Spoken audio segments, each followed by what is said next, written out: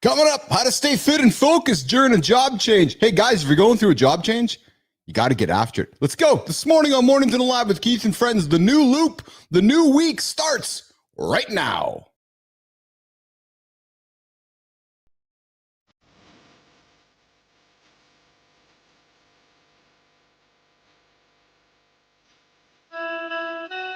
Welcome to Mornings in the Lab where excuse when something negative comes up. Build a muscle and pull your blood flow. Nobody is expecting, John. If the lady's saying that, you're doing. Be entertained by fun over here. How have I slept? Has my sleep been good? Is that it?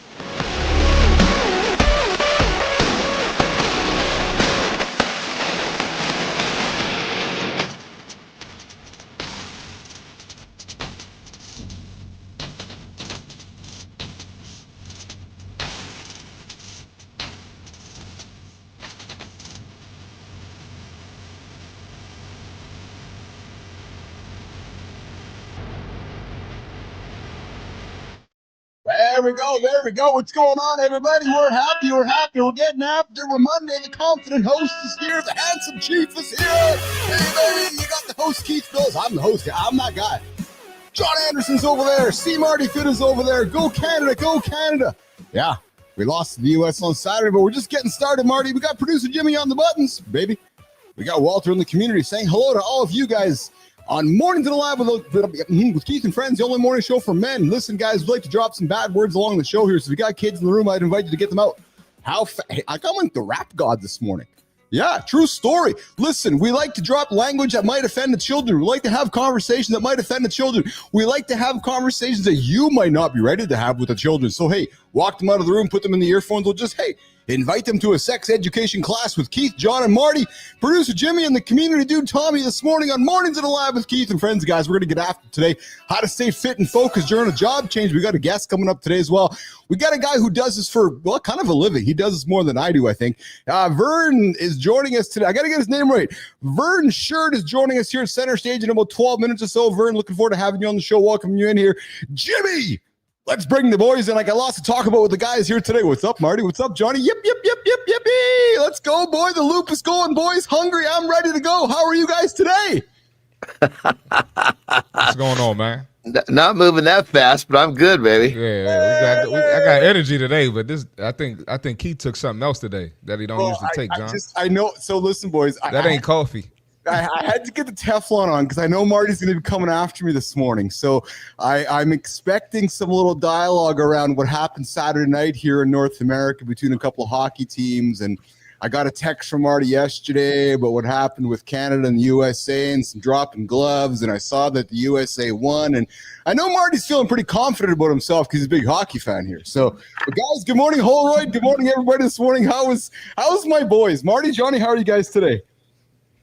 Good, baby. Good, man. Good, man. Yes. Yeah, yes, sir. Absolutely. Hell yeah. It's another day. Another loop, baby. I'm feeling energized today. Had a great weekend. Had a wonderful weekend with my wife. Nice Valentine's weekend. Got a lot done. Had some nice food. Had some nice time together. Hung out with my kids. Oh, man. Had lots of time with the kids. Karts was over to watch a hockey game with me Saturday night. Piper's over to play some. Oh, man. He freeze up again. Are you still here, Marty? No. Froze up again. You said Piper came over to play what? You froze up, brother. I'm not frozen over here. I don't know. Jimmy, am I frozen? I don't think I'm frozen. But if I'm frozen, yeah, anyways. I can see where it's kind of maybe freezing a little bit. Anyway, yeah, so Pipes came over, Karts came over. We had a good old time this weekend. So how about you guys? Johnny, how is Terry's shoulder?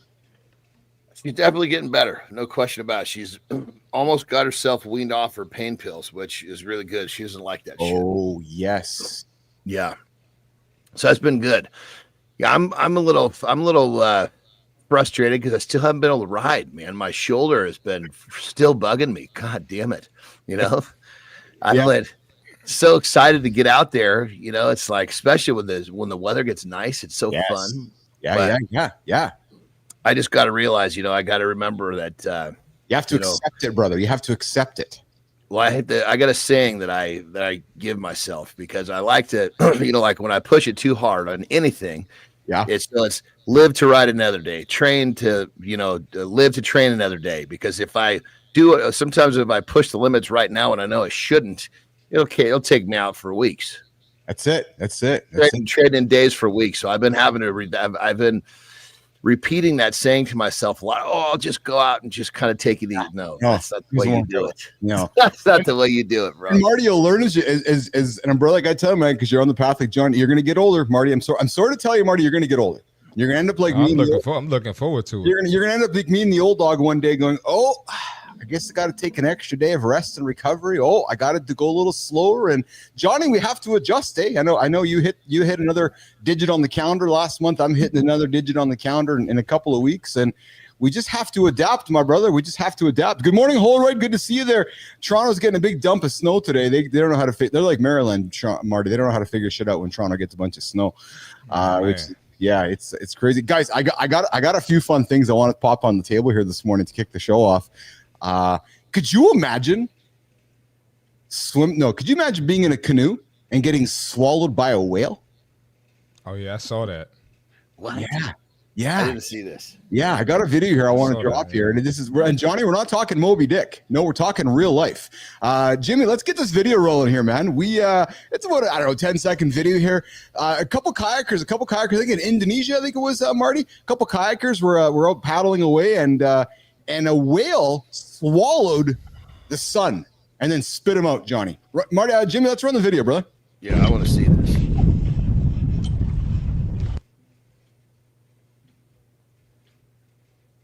Oh, Christ. So the kayaker's gone, and then you keep watching, and then the kayaker appears again. So the kayaker's gone, the whale's underwater. Describing this video. Hey! Ya, vente. Then look.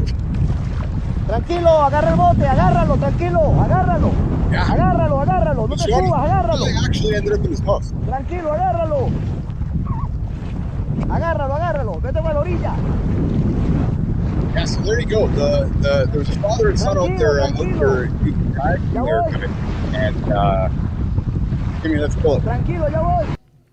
Yeah, so there's a kayaker out there doing some kayaking, Johnny, and dad and son were out there, and dad was filming son, and whales were doing their thing in the water, and I guess the humpback went in and came up, and you happened to be in the way and swallowed the guy, and then it's actually a misnomer to say swallow, because a whale can't actually swallow a human, but it ended up in his mouth and then spit him out just like that.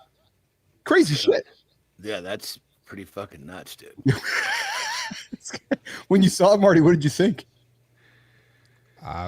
Listen, if I was the guy recording, I would have been freaking out. I mean, he seemed pretty calm, Yes. Just think, you didn't know he was going to appear back up that fast, but that was insane. I'm wondering, has that happened before? Is that a thing? No. So I did a little bit of research. Oh, speaking of research, boys, Perplexity AI released on Friday a deep research tool. Johnny, I didn't say deep cheeks. I said deep research. So, for example, I did a quick little test. I said, hey, do some deep research on men's health trends that are affecting men in 2025. It was like me giving an assistant. It went and dug into a bunch of science journals, science websites, took about 30 minutes, came back and spit out, Marty, this incredible fucking essay of information. I'm going to be using it on the show here. But then I did do some research about the whale eating the guy. And no, it's like a 1 in a billion chance where it would happen, right? Where you're in the water and all of a sudden, you're out there doing your thing and there's a whale just, you're kind of in a whale's mouth. That's so scary. And you could hear his dad yelling tranquilo, which is basically relax, settle down. Oh, really? Yeah, tranquilo. He was saying fucking settle down, relax, probably because he knew that the more scared he got, the whale was going to feel that energy and probably attack. Yeah. Speaking of whales, and an unfortunate story I read over the weekend as well. Turks and Caicos, a lady lost two hands to a shark. Oh my God! Bit both of her hands off. So I've been in the Turks, and we know there's the big. So I love sharks. I've swam with white sharks. I've been in a cage. I love sharks, and there's the big three: the white, the bull, and the tiger. Well, apparently, this lady was out in the water and got attacked by a shark, and she tried to bat it away, bit off both of her hands. Now I can't even it just wraps my head. I can't imagine walking around with two hands. That just really freaks me out. But anyway, so we're talking whale sucking sharks, Marty. I mean, Jesus Christ, what are the odds of that? I mean, I know. Because what are you going to do? A shark's coming at you. You got no other choice but to fucking try to push it away. All of a sudden, my hands are gone. Johnny, I know. Talk about holy shit. I know what you mean. It's like, you whip it out to take a piss. Is what you got to do. Yeah. My dick's gone. How did that happen? Yeah. It's like an instinct, and all of a sudden it disappears. That's exactly. Hey Jimmy, there's another clip that Marty shared on Friday that we did not get to, and I want to run this clip about a new law. I can't even remember what I said. Oh, yeah. I remember now. Yeah. We had Jen Drummond on the show on Friday. That woman's a beast, man. We're going to get her back here in the coming weeks. She's a beast. Crazy shit. But Jimmy, let's run this video that we shared on Friday about the new rules. Anita Somani, an OBGYN from Dublin, and Tristan Rader of Lakewood. The whole entire point of this bill is to call out the hypocrisy of particularly the state legislature when they bring forward bills to regulate women's bodies. Now, there are exceptions to the proposed law, which include sperm donation, contraception, and members of the LGBTQ community. Men face a maximum $10,000 fine after the third offense if they have sex with a woman without the intention of conceiving a child. Men have the same rights no matter where they go in the country. Women have rights based on where they live. It just misses the most basic biological facts and leans in towards middle school humor. Austin Beigel with End Abortion Ohio calls the proposal disrespectful to the pro-life community and a waste of state resources. They have to review it when they file it. They're going to have to stick a legal team on it, wasting time on that and delaying other bills that are trying to be reviewed as well. ABC6 asking viewers about the proposal in an online poll. 26% said it's a good idea. 74% telling us it's a waste of time. This may be considered a waste of money by some people, but so Marty, why don't you summarize for myself and Johnny what the bill is all about? Yeah, so I was going to say, you didn't even I didn't set it up properly. Yeah, go ahead. Yeah. So it says Ohio lawmakers have proposed a new law that bans men from ejaculating without intent of conception. Yeah. Would fine men up to $10,000 per ejaculation. So Johnny, if you're wasting the goo, you're going to get fined 10 grand. Well, I mean, I guess first thing is I'd like to meet the task force that's actually going to try to enforce this. Well, let's go. I mean, what are you going to do? What are you going to do? Fucking be, frequenting fucking people's bedrooms and bathrooms where they fucking jerk off? I mean, what the? I got a bigger question. Don't we have more important things to do than worry about whether a man is using his sperm to conceive a human or using his sperm to not conceive a human? The fact that, Johnny, they put a bunch of folks together and said, hey, we're going to put a task force together to monitor rooms. Listen, it's one conversation we had a few weeks ago about soaking. Now they're going to talk about if you're jerking off in a cup and you're not using your sperm effectively, we're fine. 10 grand. Check this out, brother. It's fucking weird as hell. So the total flip side of this, right? Yes. Terry just told me about this the other day. She's kind of spending time fucking doing a lot of nothing, and so she stumbles across this weird shit. So she's like, "Honey, you got to check this out." Yeah. Got to check this out. She finds this fucking guy. There's actually a documentary on him, so it wasn't just a social media scroll. She discovered him there, but this fucking guy has created. He's a sperm donor. And he has donated so much sperm that I believe in Denmark or someplace they've outlawed him because they're afraid that he's going to fucking start swaying the gene pool. Yes, I've seen that, Johnny. There's actually a Netflix story about some guy too that has fucking crazy, dude. Like 1,100 kids or something. You're right, because this guy's got like over 3,000. Yeah, just dropping loads everywhere. Just dropping loads. Yeah, there you go. I'm just going to build my own community of Martys. And she said what it came down to, he built such a perfect profile for a sperm donor that people were picking him. Wow. That makes sense. He just, because it's all about, you got to talk about who you are and blah, blah, blah. Well, he figured out what he needed to put in his profile so that women would pick him. Some of them, he inseminates just like over a drink. Others, he drops off the load at the sperm bank and people pick him, but they have records of this guy. They figured out over 3,000 kids. Yeah, unbelievable to me. Unbelievable to me. Hey, you're hanging out with Keith, John, and Marty here, Mornings in the Lab with Keith and friends. Just getting into the morning loop, unpredictable conversation, leaning into current events, topics, and so forth, just to get you guys energized and get going throughout the day here. I see you in the comments, Obscure Ninja. Good to have you here as well. I would be screaming at the top of my lungs as well if I was swallowed by a whale. I think John and Marty would as well. I see a fit presenter. Good to have you here this morning in the lab.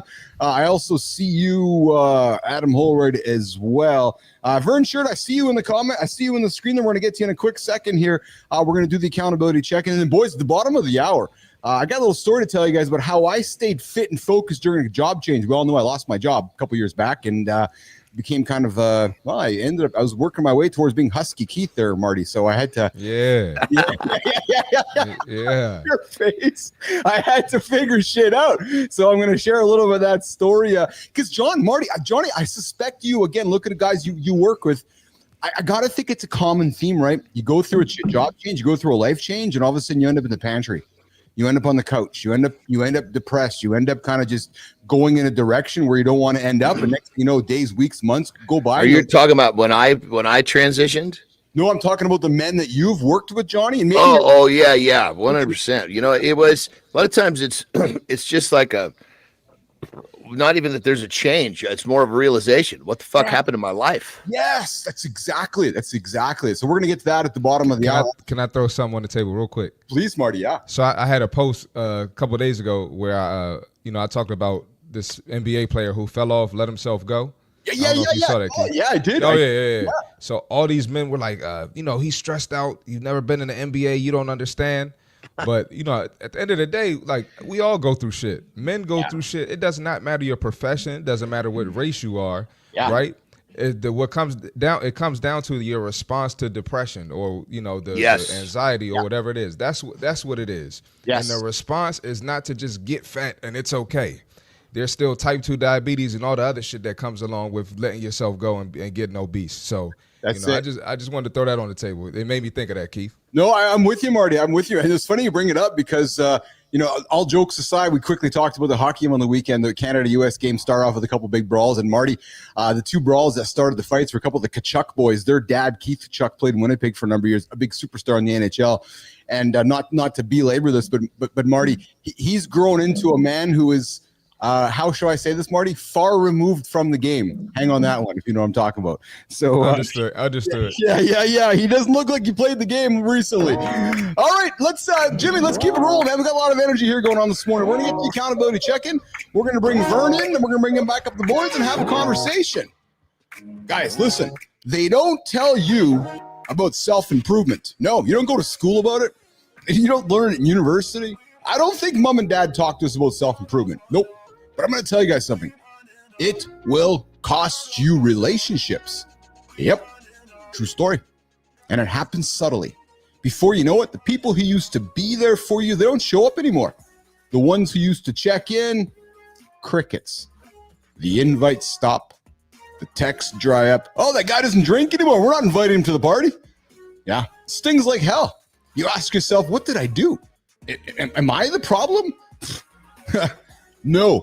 No, gentlemen, the problem is not you. The problem is you changed. The problem is you woke up and you said, yeah, I'm going in a different direction than those folks. They didn't change. Nope. Some people in your life, I'm going to tell you this right now, they don't know how to handle that. How do I know? Because I've been there. Baby, I've been through life changes. I've been through divorce changes. I've lost friends in my journey when I'm like, no, I'm going in this direction because that's the direction that's best for me. Because when you when you start setting different standards for yourself, Johnny talks about it, Marty talks about it, we talk about it all the time on this show. You set bigger goals. You set a higher effort. You're better disciplined. You're like, fuck it, I'm on a mission. Here's what happens, guys. You stop being relatable to the guys, to the women, to the family, to the friends that got you here. And then you recognize that, oh, I'm in a different place than them. It's not because you judge them, but because your presence makes them question their own choices. No, I'm not going to have a drink. Oh, are you an alcoholic? No, I just don't want to drink anymore. Oh, so then they look in the mirror going, oh, is it bad that I'm drinking? No. I'm just making a different choice. So they pull back. and you feel the difference. But gentlemen, let me invite you to consider this. Here's what matters. You're not just losing people, you're making room. Room for those who get it. You hear us talk about all the time, those who push you, those who hold you accountable when it gets hard. Because the right circle, gentlemen, won't feel threatened. They'll demand your growth. Losing people hurts. I know, I've been there. I've had people I've lost.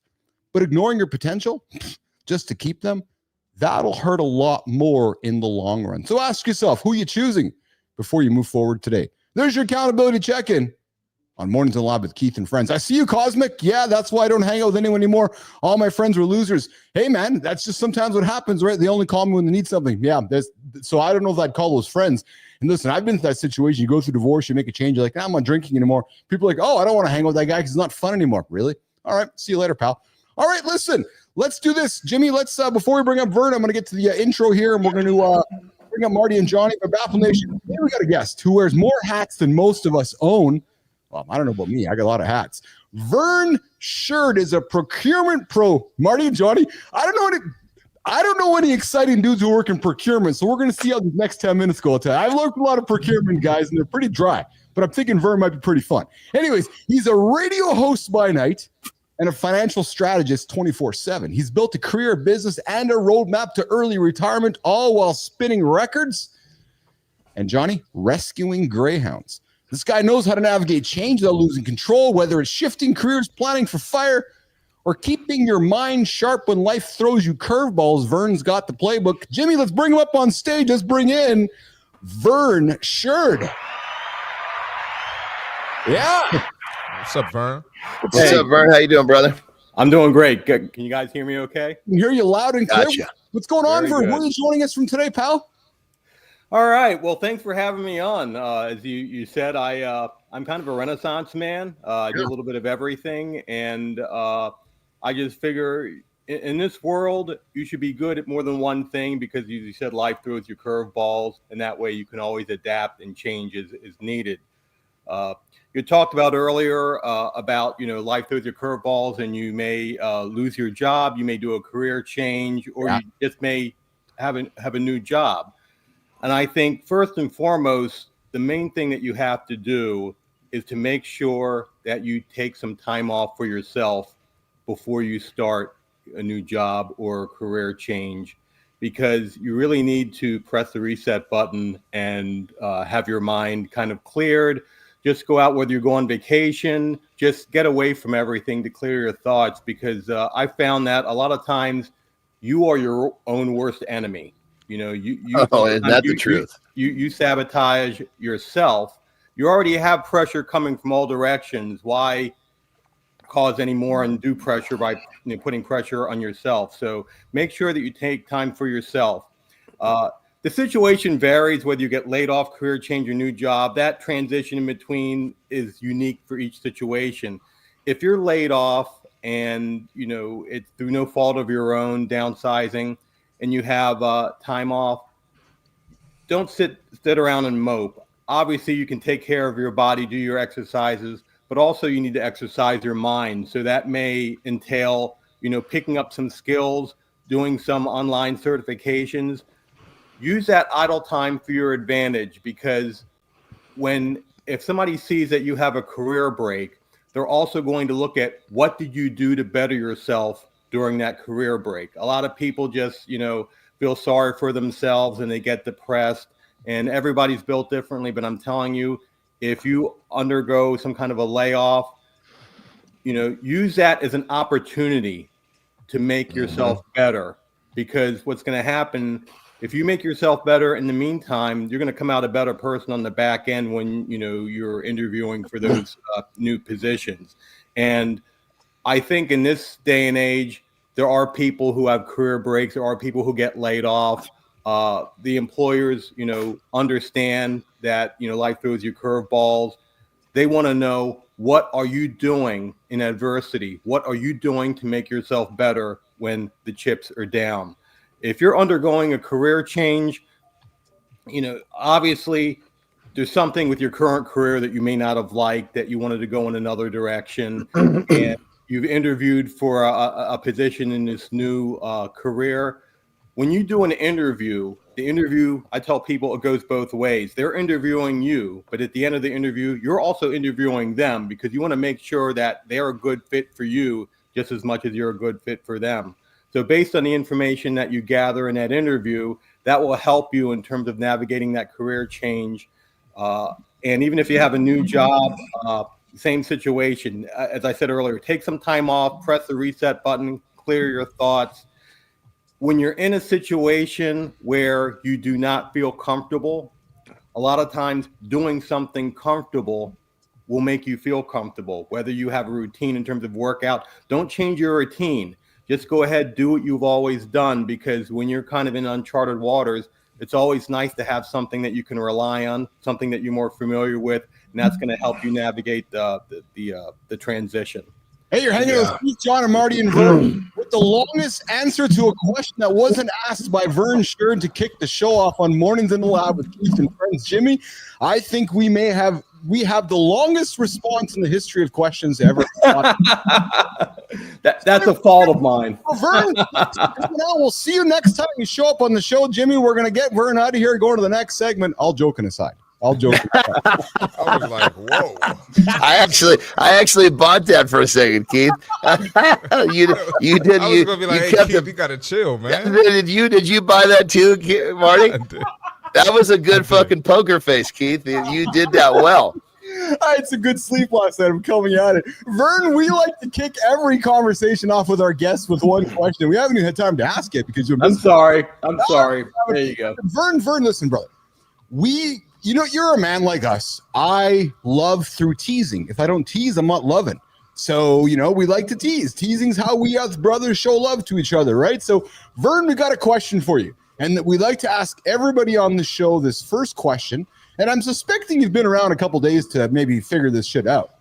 But Vern, what's your morning routine, man? Oh, God. All right. Alarm, 5:15. Stop clock on, Jimmy. Let's see how long it takes to answer the question. Alarm, 5:15 in the morning. Get up. Take my shower. Make my lunch. Take my Greyhound out for a walk. Bring my Greyhound in. Go ahead. Drive to work. Start work at 7. Every day, eh? Has that been a routine for years? For years, except during COVID when I had to work from home. Any type of exercise, if it's cold outside to get on the bike, that's usually done in the evening during my me time. Dude, you got a Greyhound. I got dogs. Johnny's got dogs. Marty's on his way to getting dogs. But you have a Greyhound. I basically got 2. Yeah, you have 2 dogs called John and Keith. Well, that's not what I meant. But Vern, you got a Greyhound. I've known them not to be the most laziest dogs around, so I gotta think they keep you active, brother.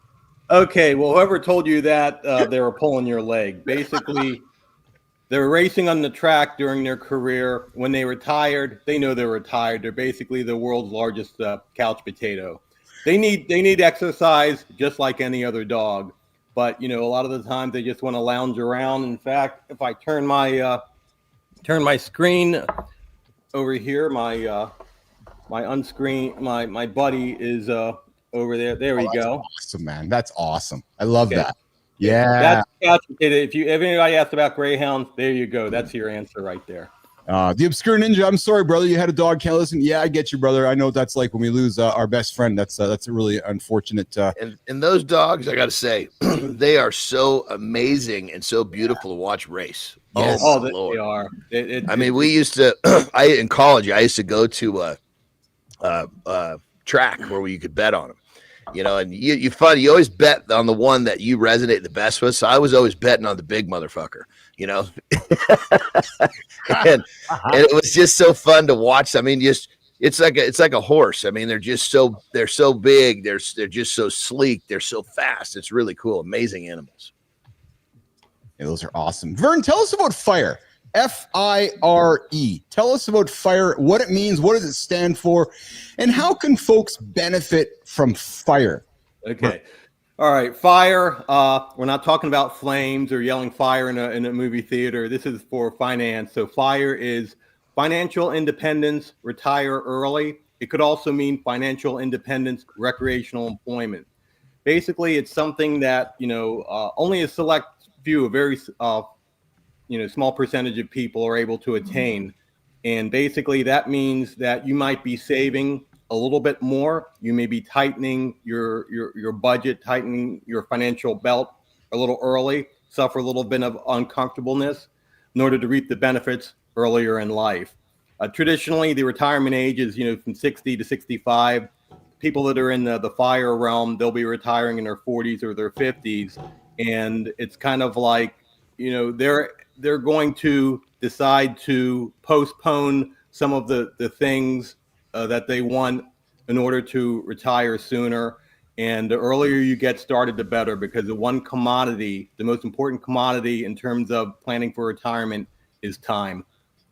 Yes, yeah, absolutely. Hey, Vern, this our show's for men. We wake up helping men, get their shit together, help them achieve, their biggest goals, not hit the snooze button. Vern, did you know if you snooze 9 minutes a day for the entire year, you're going to be 2.5 days behind the other guy who doesn't? It's just actually quite crazy, to be frank with you. But hey, you turned your DJ experience into a business and then a radio station. For the guys who are listening right now who might feel stuck, what advice could you offer about mindset when it comes to reinventing yourself? Vern. Okay, so obviously you have a passion that's locked in there, and then you act in that passion. If you don't have all the answers, that's okay. Maybe you do some research, online. Maybe you talk to other people in the field. With me, with the DJ business, I've been DJing since I was 19. I was working for a business. I decided to go out on my own, and actually the procurement career actually helped me get my own DJ business because I had to take a business class in order to get my procurement certification.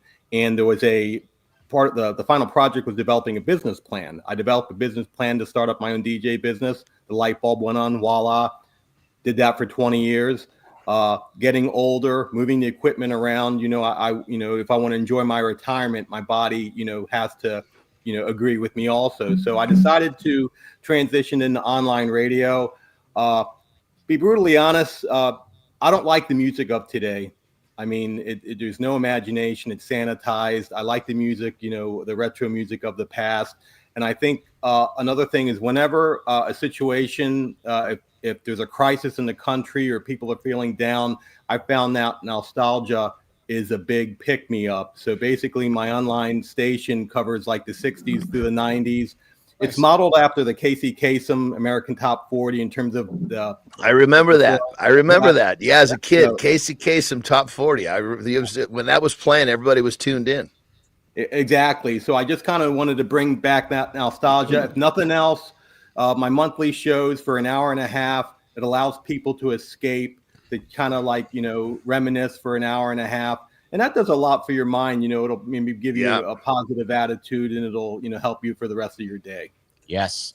Hey, Vern, are you on a time commitment here, or can you stick around for a few more minutes with us? Sure. No, yeah, I guess I have to after my long-winded early answer. Right. Listen, brother, I'd like to make some content for you that you can maybe use on your feeds here. But so if you want, I'd love to have stick around for a few minutes. Here's how the show works. Marty's got something to say. We're going to offer it up here. Marty's going to throw a fit tip on the table. We'll come back and we'll keep the conversation going for the next, 8-10 minutes or so. And then we'll wrap it up with John Anderson. How does that sound? Sounds good. Let's do it. All right. So let's get after it, Marty. I know you got something to say, brother. Let's do it. Yes, sir. Let's do it. Let's get it.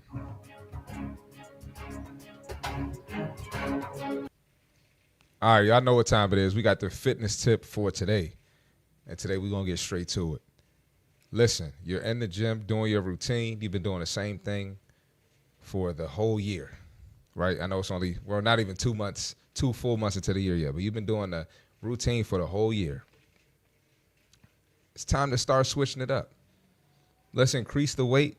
Let's do something we're not comfortable doing, because at a certain point, you're going to plateau.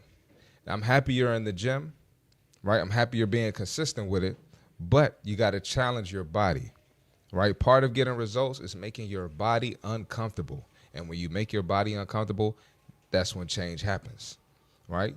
So if you've been doing squats with 100 pounds, you started that in January, it's going to be March soon. Let's throw some more weight on there. Maybe let's try a different type of squat. Maybe let's try a sumo squat, right? Maybe let's try a goblet squat. But let's do things to challenge our body so we can continue to get better, continue to keep pushing, And it makes the gym a little bit more fun, because who wants to keep going in there doing the same thing? You're going to get bored. What happens when you get bored? You start finding excuses, and then you fall off. So don't be afraid to challenge yourself in the gym. That's the fitness tip for today.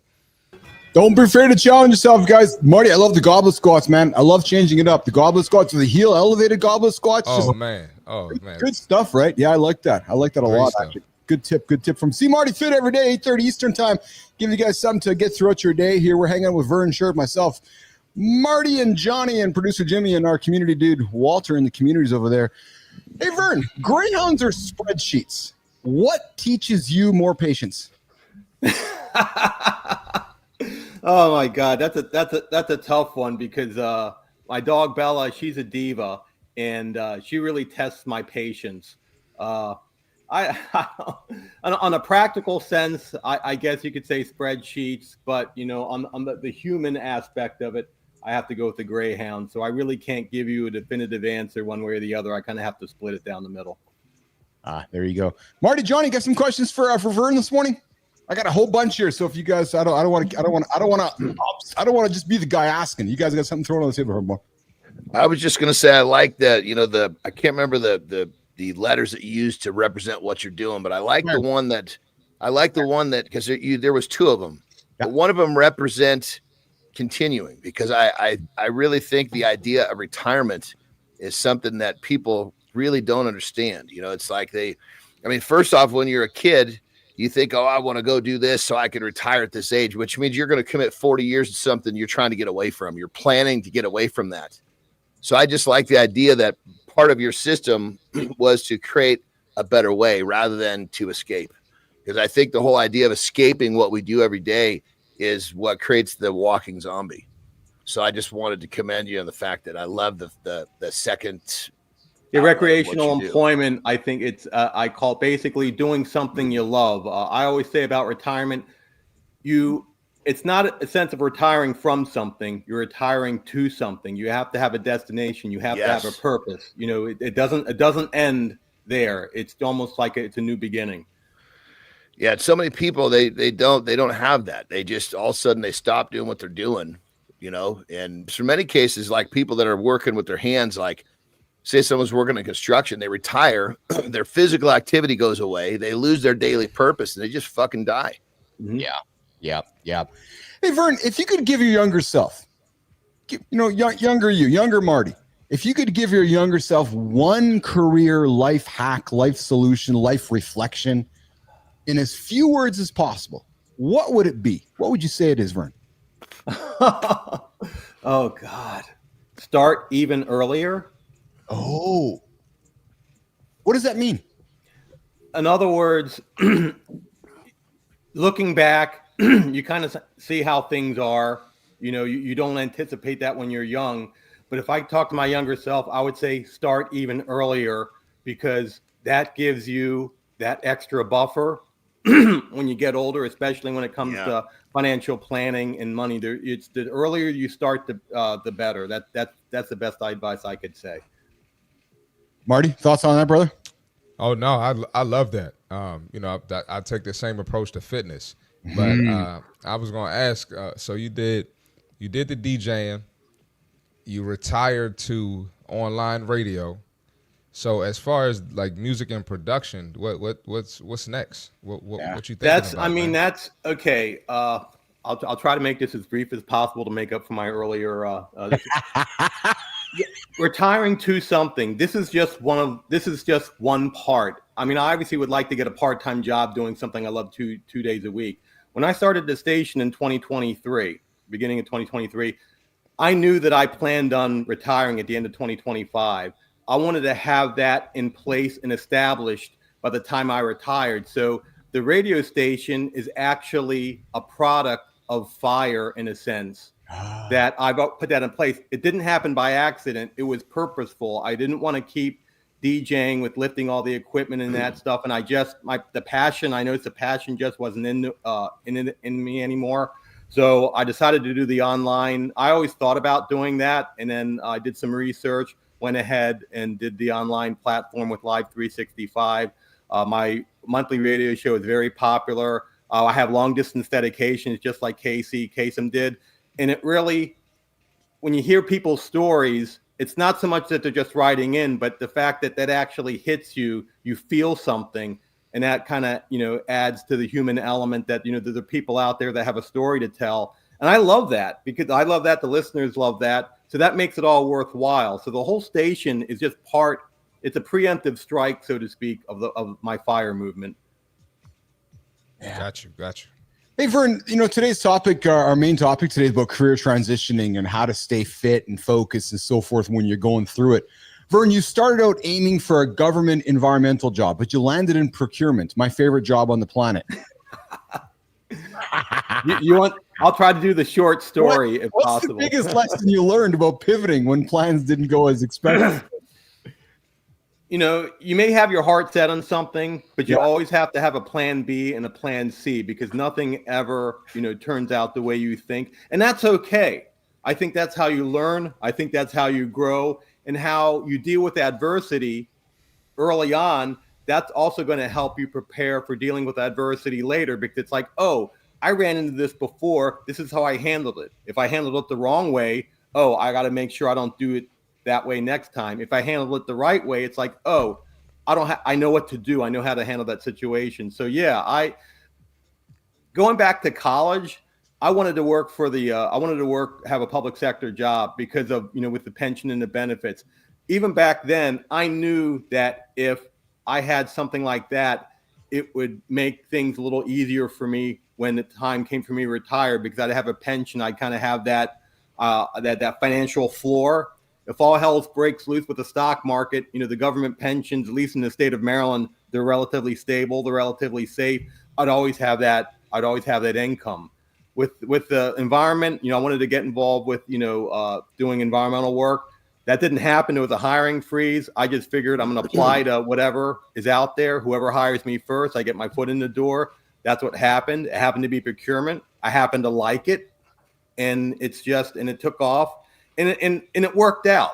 I mean, you just never know. A lot of people in procurement, they don't grow up saying, I want to be a procurement officer. If they do that, I think they need to see a shrink, first of all, because it's not for everybody. There's a lot of pressures coming from all sides. But I think in the procurement industry, it has also made me tougher in terms of my mindset, my mentalness, in terms of, also in terms of the planning aspect. There's elements of my procurement career that can be applied to life. And that's something great. If you have a career that you can actually take some, snippets from that career and apply it to your everyday life, to me, that's a bonus. Vern, Keith, Marty, and Johnny very much subscribe to the burn the boats theory. There is no plan B, plan C. I want to get to this in a second. We got Rick Clody coming in with a comment saying your mentality and mindset on the vertical stream is key to surviving today's career transition. Vern Sherd is right that things rarely go as planned. Resiliency is vital. How would you respond to myself, Marty, and Johnny when we're like, nope, no plan B, no plan C. There is only the burn the boats plan. How do you react to that, Vern? Adapt or perish. Yes. Oh, yeah, I love it. That's my response. I like that. Hey, you're hanging out with Vern, Keith, and Johnny here. Mornings and Live with Keith and friends. We're wrapping up our segment with Vern Sherd here, our guest here this morning in the lab. Vern, where can folks connect with you? How can they find you? How can they find your show? How can they learn more about Vern Sherd? Okay, well, I work for the Maryland State Treasurer's Office, a state agency. I actually am procurement manager for the 529 program. That, since college is so expensive, that allows people to save up for college in advance. It's kind of like the mentality of the retirement, saving for retirement, but instead of retirement, it's for higher ed. DJGreyhound.com is my website. You can access the station on there. You can also access it's DJ Greyhound Radio on Live 365. I have a station it's on LinkedIn, the station page. And I have a lot of listeners from LinkedIn that tune in every month to my show. So the next month's show is going to be in first weekend of March. It's on my website, and I'd be glad that any of you listeners out there willing to come in and listen, because it's a great show. It's very nostalgic, and it kind of takes you away, escape for an hour and a half or so from your problems, and maybe it puts you in a better frame of mind for the rest of the day. That's awesome. Vern, Marty's in Maryland there, so maybe you guys are neighbors. What part of Maryland? I'm in Largo. So Okay, you're outside of DC DC. side. I'm in Yeah. Owings Mills, so I'm northwest yeah, of Baltimore City. Yes, Yeah. sir. Okay, Yep. yeah, I know Owens Mills. Hey, speaking of just a quick little digression, I was just doing some reading over the weekend. What's up with all the houses for sale in the DC area since the new administration come in? Apparently, there's thousands of homes on the market that folks looking to dump their homes in the area. I encourage you guys to check that out. It's kind of some interesting shit happening there in the going on. DC area. Yes, Vern Sherd, final words from you, my friend, before we say goodbye, brother. Just keep plugging away. I'll just say, don't be afraid to aim high with your goals. Yeah. Because even if you don't make it to the top, you come up a little short, you're still going to be in a better place than you were before. So. Awesome. And hey, for the three rookies here doing this, you've been around doing your Casey Kasem radio show longer than myself, John and Marty. Any closing advice for the three young punks here who are trying to make a go at this, brother? Just keep at it. If you have a passion, just stick to the plan, ignore the outside noise, find something that speaks to you. Don't listen to the detractors, because I found that the detractors have their own shit that they're going through, have their own problems, and it has nothing to do with you. It has everything to do with them. So just stay the course, go for your passions, and ultimately you have to do something that makes you happy. In the end, that's all that matters. That's right. As Johnny says, Vern, if they're talking smack, you're on the right track. Vern Sherd joining us here, Mornings in the Lab with Keith and friends. Vern, thanks for coming in, bro. Sure, no problem. Thanks for having me. Thank you, Vern. Okay. Appreciate you, Vern. All right. All right, Vern's out of here, Jimmy. We're going to bring Johnny up on stage for the lifestyle tip, and then we're going to come back and we're going to have the big conversation around how to stay fit and focused. I'm going to share a personal story in less than a minute. Let's get after it, Johnny. Self-sabotage is a difficult one for people, human beings, to deal with. I was getting crushed by it this morning. It seemed like no matter what I did, I was just constantly cluttered. My mind was cluttered with these thoughts that were not helping me. And what I wanted to do, I wanted to kind of just slow down, stop, and just get engulfed by these thoughts that were taking my mind and my day in the wrong direction. So this is what I did. It works for me, and it'll probably work for you too. I just keep moving. I make sure that I drink my water. I make sure that, I do my journaling. I made my breakfast. I did all the things that I do in my morning, and I just kept moving. If I had sat still and I had thought about what was going on in my brain, I would have gone down the wrong path. I wouldn't have been productive, and I would have had a terrible day. Some days I get control of it a little easier than others. Today was one of those days where I just had to keep moving, because movement creates momentum. Momentum creates motivation. And ultimately, it's the discipline that you have to do your daily rhythm that will get you out of this, I guess you'd say, this really fucked up state of mind. So as human beings, what gets in our way the most is ourselves. And it's those self-sabotaging thoughts that do it to us. So if you're like me in the mornings, just keep on moving. Rock and roll. Oh, the best advice ever, guys. Keep moving. Movement creates momentum. There's no question about that. It's what I had to tell myself when my shit was going sideways, John, Marty, when I lost my job. And I got a quick little story to tell you guys about how I took back control of myself as I was going through some shitty times in my life. And guys, I know it's vanity, right? But we all do it. We do. And I'll be the first to admit it. I looked in the mirror and I didn't like what I saw, Marty. My waist growing. My mom would have called me husky at the time. My face looked different. That puffy face, Johnny, they'll puff, puff, puff, right? My mind felt scattered. My energy, it was off. My energy was sideways, man. My life, guys, my career, guys, everything felt upside down. Yeah, I was lost. Totally. Purpose was stripped from you, brother. Completely, Johnny. I lost my job at the company I founded and sold for millions. I was stuck with spiraling. Happiness? Yeah, right. Says who? My accountant? My financial advisor? Because I'd become the guy, Marty. I'd become the guy that I never wanted to be. Here's the reality. I was fat and I was out of a job. Yeah, because of a decision that I didn't make. But a decision. Plus sized. Yeah, but a decision, Marty, that I could own. And I had to change. I had to change. But knowing something and doing it, Johnny, as we know, are two different things, right? So I broke it down, and here's what I did. The hardest part, getting fucking honest with myself. John, you know what I'm saying here. But here's how I did it. I got ruthless with my time. I cut anything out that didn't matter to me. And if it wasn't adding value, it was out. And it was an honest fucking conversation with myself. Like, no, that's not working. I got to get rid of it. Right? No more yes to things that didn't move me forward. Johnny, you'll love this, man. I rebuilt my habits. I started small. Marty, no snooze button. I made protein my priority. I moved daily. I fixed my sleep. I created those non-negotiables that I had when I was in my job, but I lost them. And I removed those excuses that I was in my head and I put them away. Fuck the excuses. Morning routine, workouts, focus time locked in. Take care of Keith first, non-negotiables. And I asked myself some hard questions, boys. What do I want? What will I change? What's stopping me? And the answers weren't always possible, but they gave me clarity. And I stayed consistent even when it sucked. And listen, guys, most days weren't easy. Oh my God, they weren't easy. And Johnny talked about his morning today. But I kept showing up. Little by little, the discipline paid off. I started feeling like me again, more confident, more alive, more in love with myself. This wasn't just about looking better, boys. It was about taking back control of my body, my mindset, and my future. Now, listen, guys, if you're feeling lost this morning, I get it, because I'm you. I've been there. And there's some days I'm still fucking there. But listen, you heard Johnny. Momentum starts with movement. Change starts with a decision. And then it's about showing up every day until you become who you were meant to be. And guys, it's the choice that you make, not what your wife makes, your kids make. It's the choice your own mirror makes. That's how I got my brother, one of the things I love this, and one of the things I think that is hard for people, like you said, you ask yourself hard questions. What do you want?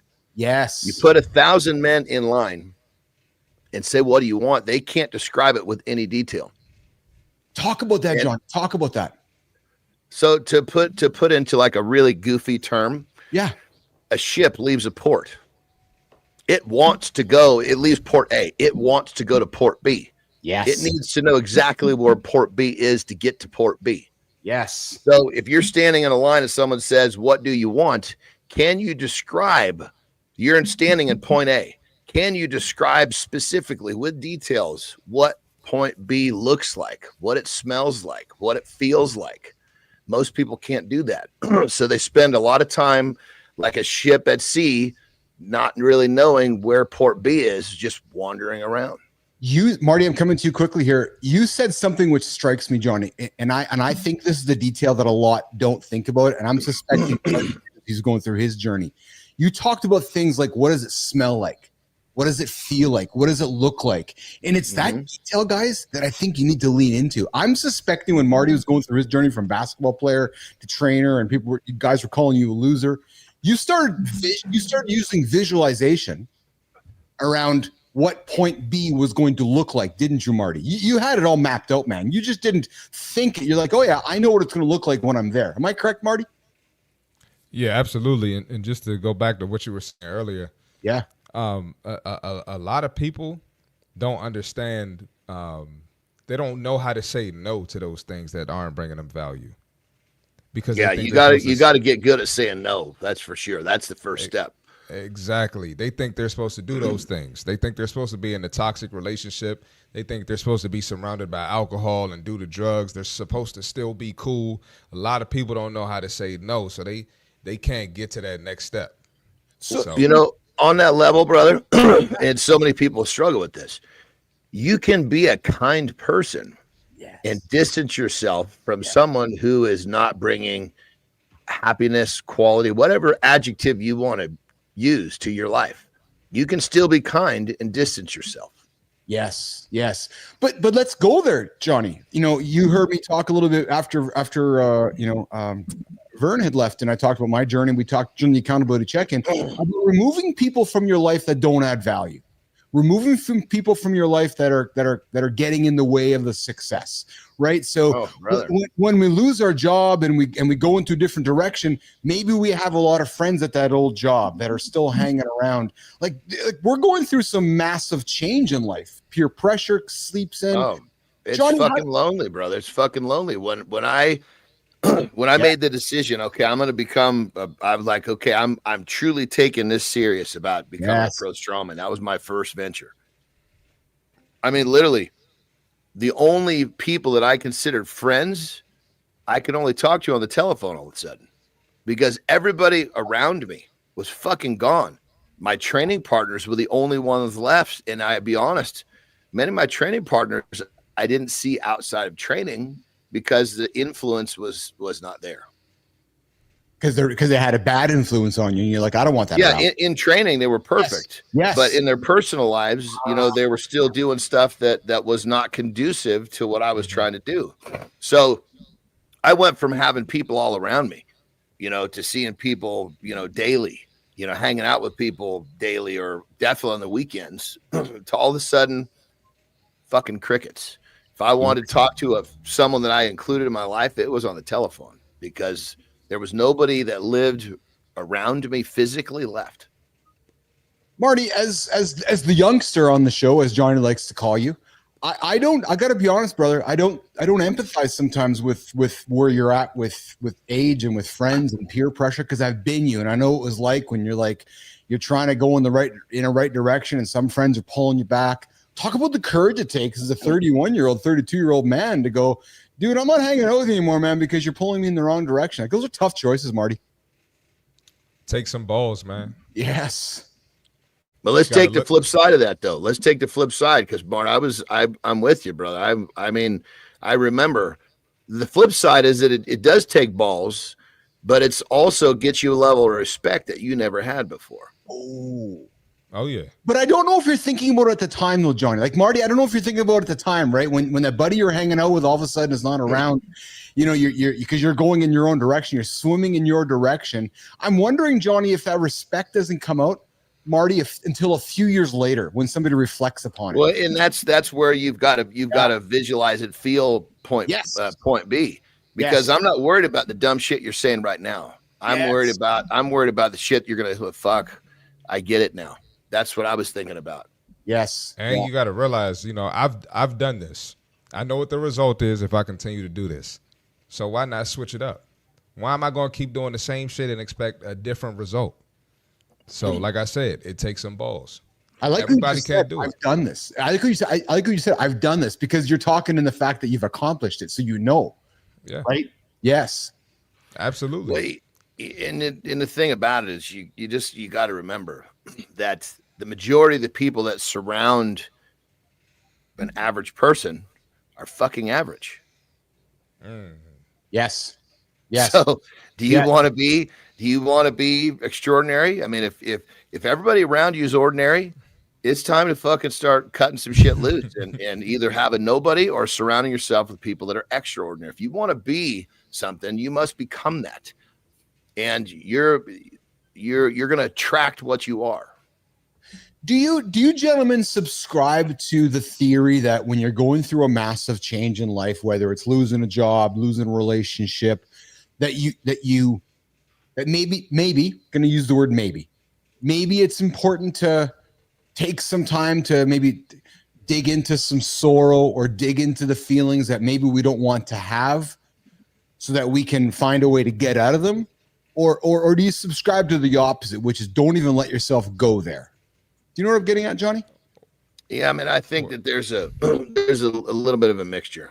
I think that you're silly not to learn from anything that happens. Yes. But once you extract that lesson, let that shit go. Yeah. Marty, what are you thinking? If you don't let go of the past, it won't let you live. Oh, I like that. Yeah. Marty, what are your thoughts? I think it's perfectly fine to have those feelings. So whatever you got to do, if you got to cry, if you got to yell, whatever it is, let that shit out. It's healthy for you. Yes. Yeah. But you can't spend too much time on it. You know, for myself, I'll let myself have that moment. It might be a rant. Yes. I let myself have that moment, and then as quickly as possible, I'm taking action to move on. And then I got to realize too that if it's a person that left your life, or if it's a situation that's changing, God no longer wanted that situation or that person in your life. Boom. So, and don't fight against it, because if you fight against it, he gonna be like, all right, I tried to tell you. Yeah. And then the disaster's gonna happen. Yes. So that's how I look at it. I subscribe to the same thoughts as you guys, because when I went through my journey of losing my job and figuring my shit out, my own imposter syndrome crap, I let myself feel it for a while. I just did. I leaned into it, embraced it. Yeah, but but unfortunately, what happened to me I went down a direction of looking in the mirror one day and going, okay, I'm not liking how I'm feeling. So I had to fucking snap out of it, right? And that snapping out of it was recollecting everything and rejigging my purpose, and I was good again. But because I'd been there and I knew how to do it, but I allowed myself to feel. I went and spoke to people. I spent a lot of time talking with AJ, but I built a lot of Lego, but I let myself feel until it was time to be done feeling, right? And I had to go through that journey. You know what I'm saying? So absolutely. Yeah, I mean, everybody has their process. That's exactly. I mean, when I was younger, before I understood what I understood now, I used to literally I would let myself feel until the feeling was just basically gone. Yes. But the problem I realized is that I was wasting a lot of time, and it was really beating me up. And what it was doing was it was training my brain to be in the wrong space. Well, and I'll be honest, gentlemen, again, as we all like to reveal, and Johnny likes to use the term pulling our pants down. Guys, I went through journeys where I was, eating bad shit, drinking bad shit, just making bad decisions, right? Through my journeys in life, right? And you learn, like, oh, that's not a good path. I got to get out of that, right? So, but yeah, it's just our journey in life and finding when it's time to stop and repivot and go in the right direction. We got some comments here from the Obscure Ninja. And yes, you are correct, Obscure Ninja. If you're surrounded with you guys, does that mean you're extraordinary? You are. Yeah, if you show up with us every single day and hang out with us and get after every single day and moving mountains and going in the direction nobody else is going, then I think that you are an extraordinary human being. All right, guys, listen, hour one is done. That was a fast hour. A lot of fun here. Marty, you're getting after it today. What's going on in the agenda today, brother? Give me something new today at the gym, brother. Give me something new. What do you mean, give you something new? I don't know. What's happening today at the Golds in Maryland today? Is it Monday meeting? Virginia, yeah. Yeah, Virginia. Is it a Monday meeting today? Is it a staff meeting today? What are you lining the folks up with today? No staff meeting. We just go in there. Try to get some sales and that's it, man. Awesome. Oh, a bench broke, so I got to deal with that shit. In the locker room. Oh, there you go. Bench in the locker room broke, yeah. So we got to deal with that, and that's probably going to be the most exciting thing of the day. Are you going to delegate that task, Mr. Martin, or are you going to do it yourself? I'm going to delegate it, but I still got to handle it. It's a lot of shit I got to do. I got to contact people and. Yeah, it's they keep me busy. There you go. Christopher Martin getting after it at the Gold Gym there in Virginia, getting after it today. He'll be back tomorrow morning in less than 24 hours in the morning loop. You have yourself a great day, Mr. Kurt, Mr. C. Marty. Mr. Kurt, you watch it now. Hey, Johnny, get your boy, man. No, I was going to call you Mr. Christopher. Johnny, get your boy, man. Mr. Christopher, I was going to say. Mr. Christopher. Mr. Christopher, have yourself a good day, brother. Appreciate it, man. I see you. Have a good look, brother. Bet you will. You too. All right, Johnny's going to go for a little restroom break. We're going to come back and reset the show and work towards wrapping it up, Mr. John Anderson. All right, boys, Johnny's going for a break. Jimmy, let's reset the show here. Mornings in Live with Keith and Friends, the only morning show to get your ass to bed. We go 8 o'clock Eastern time right here on LinkedIn, YouTube, X, and then you will find our content across all of the platforms to keep you guys moving, motivated. Listen, we just dropped a brand new platform. I'll talk about it tomorrow. It's called Inside the Lab. Hey, good morning, Martin Walking. Good to see you here. Just tuned in. I love it. Martin, what's shaking, brother? You are hanging out with Keith Phillips. Marty just left off to the gym, and Johnny's out taking a break. You're hanging out with Mornings in Live with Keith and Friends, the only morning show to get your ass out of bed, help you guys hit those big, audacious goals. We launched a behind-the-scenes product on Substack called Inside the Lab. We are going to be putting content in that platform, which shares with you how we're doing this show show behind the scenes. So if you're a creator looking to start your own community, start your own conversation, own the conversation, we can help you do that. I invite you to subscribe to our Substack, inside.bapl.ai. Okay, Jim, I'm resetting it here, man. I got something up here, which is called, yes, we got the Community Corner Creator Spotlight coming up. Listen, some quickly for you guys I want to throw out there. If you guys have an iPhone, I got something I was reading over the weekend when I want to throw some value on the table for you guys. We're all about adding value. Fellas, texting should be simple, right? You send a message, get a reply, and you move on. Really? Is it that simple? I don't know. But let's be real. Your inbox, complete mess. Those group chats are chaos. Messages get lost, and sometimes you just need to stand out. Listen, if you got an iPhone, you're sitting on a gold mine of hidden iMessage tricks that'll make texting smoother, faster, and let's be honest, way more fun. Let me break it down. Let me give you guys some things to think about this morning. If you have an iPhone, if you got an Android, go tune out, go somewhere else, you get the green. But listen, did you know you can pin your most important chats? Yeah. Pin them to the top. You got texts that always get buried, pin them. Long press in that conversation, hold it, move it right to the top of your chat. It's going to make your life much easier. You can also keep group chats organized with inline replies. You ever try responding in a group chat, Johnny, but by the time you type it out, they're talking about something else? If you long press the message you want to reply to and tap reply, now your response stays threaded. It doesn't get lost. No more guessing who you're talking to. Clody, you need to figure that out, man, if you're doing some texting with some friends. Listen, third one, make your text pop with screen effects. I do it all the time with my kids and my beautiful wife. Some texts deserve more than just words. If you hold the blue send button before sending your message, you choose from the bubble effect, slam, loud, gentle, screen effect. You can have a lot of fun with your friends along the way. That's if you hold the send button. That's right. Yeah. And then it pops up and you know what, Johnny? And you can, yeah, you hold the send button down, just hold it before you, and then you're going to get a bunch of options pop up and you can send like exploding messages, big, bold messages. You can add a lot of fun. Interesting. Yeah. So if you want to send a love note to your wife and emphasize the love, you can send that. And dude, I resisted text, man. When text came out, I was like, fuck, are you kidding me? You know, dude, you're like the texting king, man. Well, now it's like I realize the efficiency of it. Back in the day, I didn't quite get it. I've never known, Nation, I've never met a more efficient texter than Johnny Anderson. I'm pretty explain that. I'm curious what you mean by that. I am, because I've never the dude's got facial expression. You know how we use stickers, boys, right? So Johnny's got sticker responses for everything. You know, you give him a message and he fucking bangs back a sticker response quickly. He gives you the audible messages quickly, the video messages. Johnny, for somebody who says you didn't embrace texting, you're like the fucking king of texting, man. You're good at it. Oh yeah, in terms of, you're talking about response time. Yeah.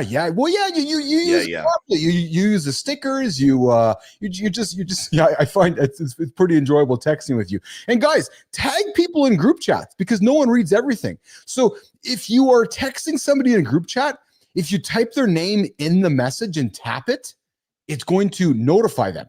Right. So if John's sending a message to Keith and Marty and Jimmy, he could send a message to all of us. But while he's typing out Keith's name, he taps it. I'm going to get notified of it so that we all get the message. But it's like, hey, Keith, you've been called out in the message. And I don't know if you guys know about this one. This is kind of one of those things which is, you're like, really? Johnny, did you know that you can shake your phone to undo something? No. Yeah. If you're sending me a text message and you're like, oh, fuck, man, I didn't want to say that to Billis. You could take your phone, shake it. Just remember the Etch-a-Sketch, brother? You had an Etch-a-Sketch, didn't you? Yeah. Remember but I mean, you shake it. How do you know if the text is already gone? It'll bring it back. No. So if you're typing a text out on your phone or typing anything on your phone, if you're typing anything on your iPhone and all you do is shake it, it's going to undo the last thing that you were doing. Like it'll so if you're typing an email and you want to start over, shake it, it'll just the email is gone. Yeah, it'll say undo. You'll say and you'll click function. Okay. Yeah. Exactly. Right. So just like an Etch-a-Sketch that you and I grew up with. Remember when you made the Etch-a-Sketch, you're drawing it to clear the screen. The two little wheels. Yeah, dude. As a young kid, I always treated it like my computer. I'm like, okay, how can I make some crazy shit with this thing, right? And then you shake it and erase the whole thing. Well, the iPhone works the same way. So when you're doing something and you don't like it, you can just literally shake it, and a pop-up says undo typing, and it will undo that last content that you made. And then here's another thing too, Johnny. I don't know. I know that you're a one-hander as well. Did you know that you can shift your keyboard for one-handed typing? No. What the hell does that mean?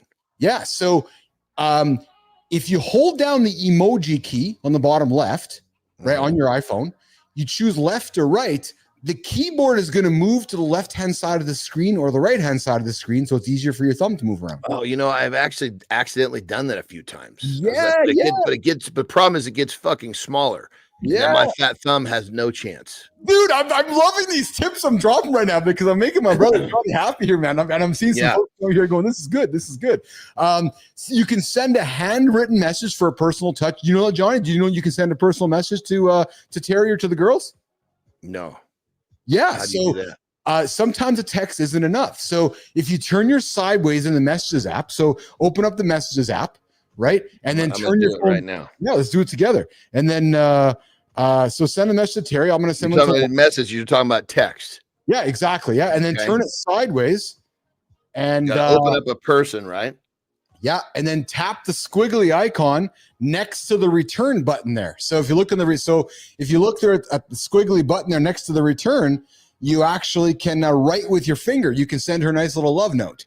I don't see a squiggly. Put yours up so I can see it. I don't see a squiggly. To the focus. Yeah, so there you go. So if you look to the right there, right to the bottom there, right. Oh, there it is. It doesn't work if it's vertical, only horizontal. Yeah. So turn horizontal, and you can actually type. You can actually use your finger to type to scroll a nice little message to the girls.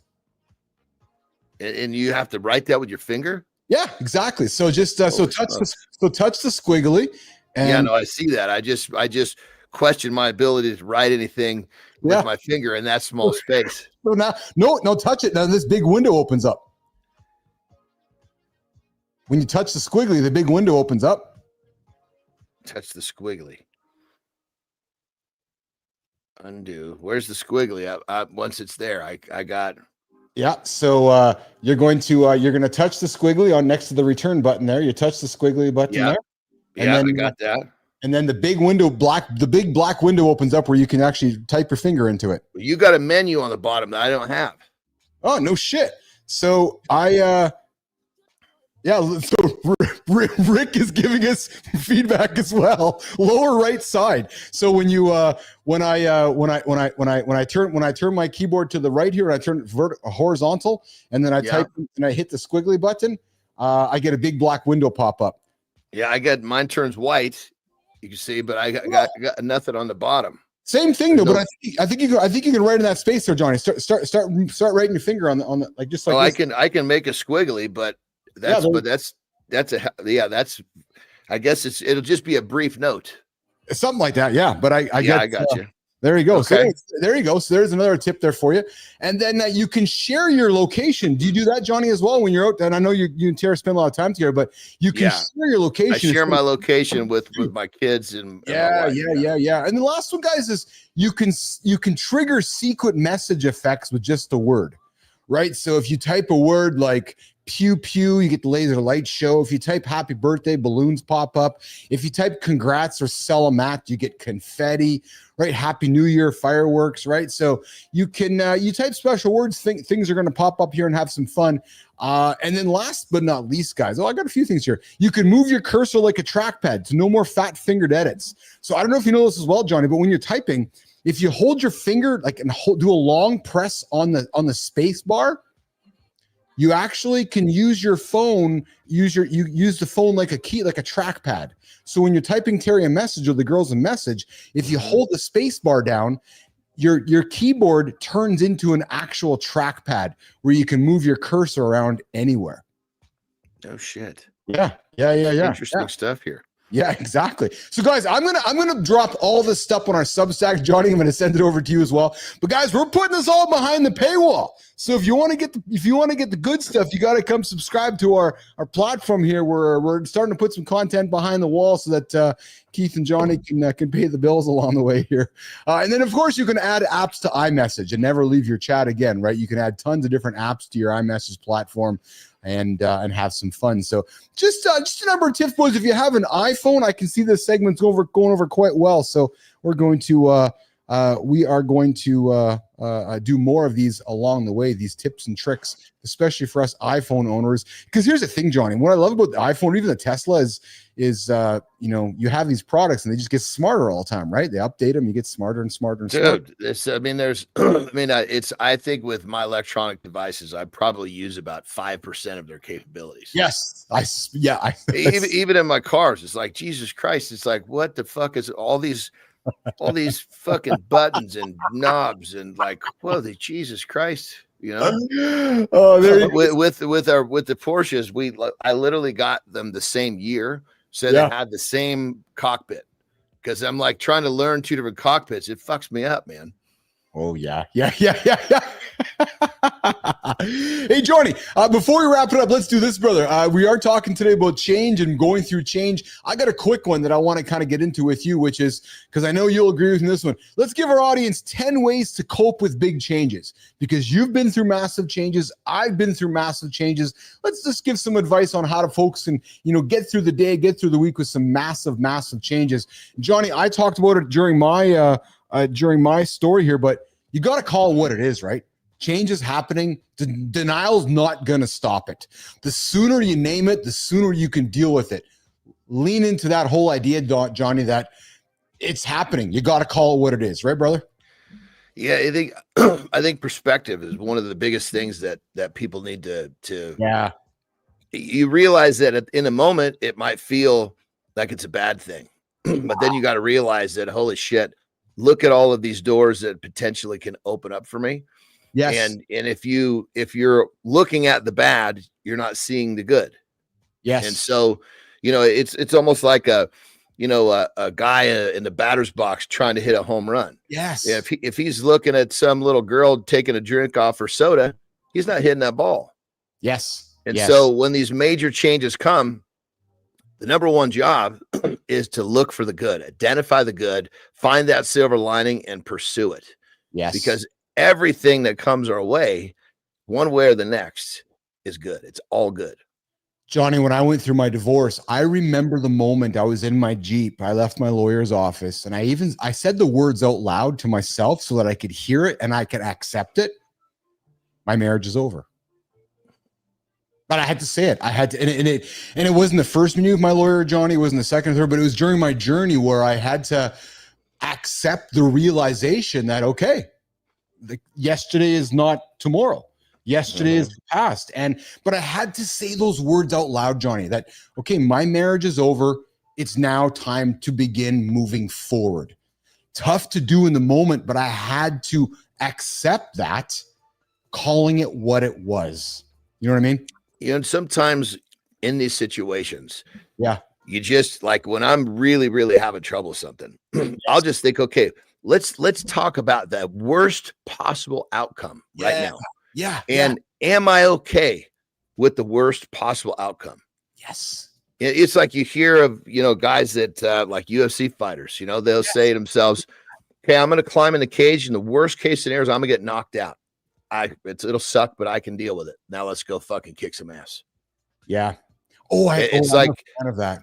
Yeah. You accept the fact that the worst outcome you can deal with. Don't want it, but you can deal with it. Now you stop that anticipation of what it could be is over. You've already mapped it out. Now let's focus on the good. I'm glad you brought up the wrestling thing, Johnny, because I think wrestling, WWE, I think it's a metaphor for a lot of culture. Right. And I always think about, you and I've had this conversation, when Shane O'Mac got up on the big cage there to do his thing years ago and jumped off the cage and hurt himself. But in that moment, he knew he more than likely wasn't going to die. Mm-hmm. So if you can accept that you're going to go through a lot of pain, calling it what it is, as difficult as the decision is, it still makes the decision easier, because you're essentially accepting what's going to happen. If you're not going to die, then maybe that's not, you know what I'm trying to say, where you said, you've accepted it. You know what's going to happen, so you go and do it. And that distraction in many cases keeps us from doing the best that we can. And what's the distraction? It's wondering what could happen. Well, get that wondering out of the way. Define it. Well, and I think it's go back to business, right? It's asking that question. Well, what if you succeeded? Because most people think they're going to fail. What if you? Oh, man, I've succeeded. Wait, 100%. And when you take, I mean, I'm not a huge fan of this practice, but if something's really got my goat, that's what I'll do. Yes, because realistically, I'm pretty good at focusing on the, what's going to feel like, what I'm going to see, what is when I succeed. But if that's too clouded by the negative outcome, I'll go define the negative outcome, then come back and I'm so much more clear. Yes. Johnny, stress is not the enemy. It's the fuel. Well, I think stress, keep in mind, stress is something that is 100%. It is totally usable, but are you using it? Yeah. That's the thing. Some people are fucking stressed out and they're just letting them beat. There's no gain. You're getting your ass kicked by stress, but you're not making progress. Yes. That's no good. You've got to realize, okay, this stress, this anxiety, whatever you want to call it, is giving me the ability to do what I wouldn't do if I wasn't stressed out. Are you doing it? Yes. Because if you're just getting your ass kicked by stress, just to sit there and get your ass kicked, that's not a good kind of stress. When you turn that stress into movement, turn it to momentum, you turn it into success. That's the stress that stress is helpful. 100%. Martin, I got you in the comments here, brother. This stuff needs to be talked about, which is why we are talking about all overthinking it is either the root of fear or control. You're right.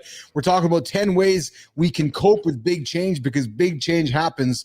Calling it what it is. Stress isn't the enemy. It's fuel. Next up, Johnny's, you got to keep a few things the same, right? When everything around you is shifting, you got to hold on to some anchors, right? And perhaps it's your morning routine. Perhaps it's working out. Maybe it's walking the dog. Johnny, when I was going through my world of really feeling shitty about myself, what was really the stable for me, especially going through my divorce, was my dogs. My dog was my anchor because as well as I do, dogs love routines. So for the most part, my dog helped me with some routines, even though some of my routines went sideways. I was going through some change. But that was the anchor for me as I was going through not only my career change, but my divorce, which was the dog went with me everywhere because I felt for me, Johnny, like the dog was my anchor. Can you relate to that? Yeah, I mean, totally. Because it's another being for sure. I mean, I tend my anchor as a question. I ask myself a question when everything's all messed up and I'm feeling a little lost and I just sometimes don't know what to do. I'll ask myself a simple question. Are you doing the shit that most people won't do? Because if you are, you don't know that you're moving the right way, but if you can answer that question affirmatively, then you're good. Well, you know what? I'll be very blunt with you. Since I've met you, that question I ask myself daily because that's my fuel, because I know that we're doing things that others won't do. And that's what I know sets us apart. And that means that that question is tattooed in my fucking brain because it's what sets you apart, me apart, Marty. I guess there's something different with that. And as we keep doing this, I recognize how different it is that most people don't do things that others will do. Eat like you give a damn. Johnny always talks about eat for purpose, not for passion, right? When life feels chaotic, it's easy to reach for the shit, the junk food, the booze, the distractions. Guys, put that aside and really, if there's one thing you can do, is just leaning into some good quality food. It's going to make you feel better. And then John talks about all the time too. Move your body to move your mind. Movement creates momentum. It's as simple as that. You sit around, you get depressed, you get fat, get up, get moving. I can't be more simple than that. I really cannot get more simple than that. And then don't do it alone. Find somebody. I found AJ, Johnny. I leaned into AJ. AJ was a fucking rock for me, man. He was a friend. He was a mentor. He was my community. He was the guy that held me up at 4 or 5 in the morning going to the gym there when I was emotionally a wreck. He was the guy that was there to allow me to talk and just be a good friend. Right. That's what I needed. Right. And then find the silver lining, even if it's thin, Johnny.